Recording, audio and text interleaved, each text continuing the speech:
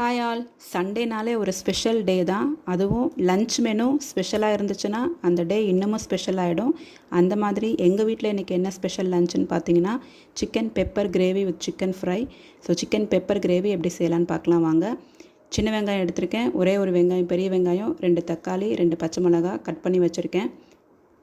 இந்த கிரேவிக்கு மசாலா அரைக்கிறதுக்கு 2 ஸ்பூன் தனியா, 4 வரமிளகா, 3 கிராம்பு, 2 ஏலக்காய், 2 துண்டு பட்டை, 1/2 அன்னாச்சிப்பூ, 3 முந்திரி, 1 ஸ்பூன் மிளகு, 1 டீஸ்பூன் சீரகம், 1 டீஸ்பூன் சோம்பு. இது எல்லாத்தையும் ஒரு கடாயில் 1 ஸ்பூன் எண்ணெய் ஊற்றி எல்லாத்தையும் போட்டு வதக்குங்க.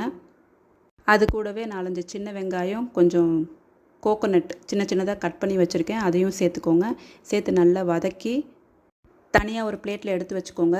அதே கடாயில் 2 ஸ்பூன் எண்ணெய் ஊற்றி சோம்பு, ஒரு பட்டை, ஒரு லவங்கம், ஒரு ஏலக்காய் போட்டு கருவேப்பிலை போட்டு 4 பச்சை மிளகா, நறுக்கி வச்ச வெங்காயம் எல்லாத்தையும் போட்டு வதக்குங்க.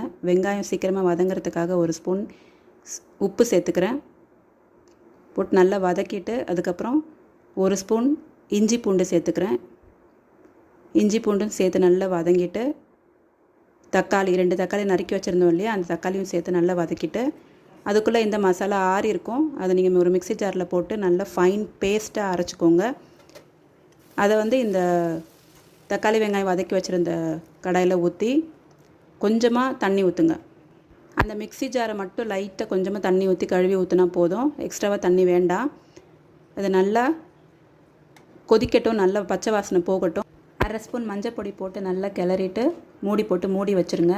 ஒரு 5 மினிட்ஸ்க்கு அப்புறம் பாருங்கள், அந்த பச்சை வாசனைலாம் போயிருக்கும். அதுக்கப்புறம் சிக்கன் ஆட் பண்ணுங்கள். வாஷ் பண்ணி வச்சுருந்த சிக்கனை நான் ஆட் பண்ணி நல்லா கிண்டி விட்டு மறுபடியும் மூடி வச்சிடுறேன்.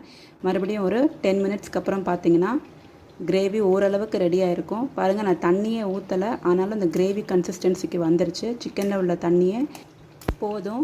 கிரேவி இன்னும் கொஞ்சம் தண்ணியாக வேணும் அப்படின்னு நினைக்கிறவங்க கூட கொஞ்சம் தண்ணி ஊற்றிக்கோங்க. நான் ஒரு 1/4 டம்ளர் மட்டும் தண்ணி ஊற்றி நல்லா கிண்டி விட்டுட்டு மறுபடியும் மூடி வைக்க போகிறேன். மூடி வச்சு ஒரு 10 to 15 மினிட்ஸ் அப்படியே சிம் ஃப்ளேமில் வேக விடுங்க. அப்போ தான் நல்லா சிக்கன் நல்லா வெந்திருக்கும். அதுக்கப்புறம் பாருங்கள், சிக்கன் பெப்பர் கிரேவி சூப்பராக ரெடி ஆயிடுச்சு. நல்லா ஆயில் பிரிஞ்சு நல்லா ரெடி ஆகிடுச்சு. ஒரு 10 to 15 மினிட்ஸ் மூடி வச்சா போதும்.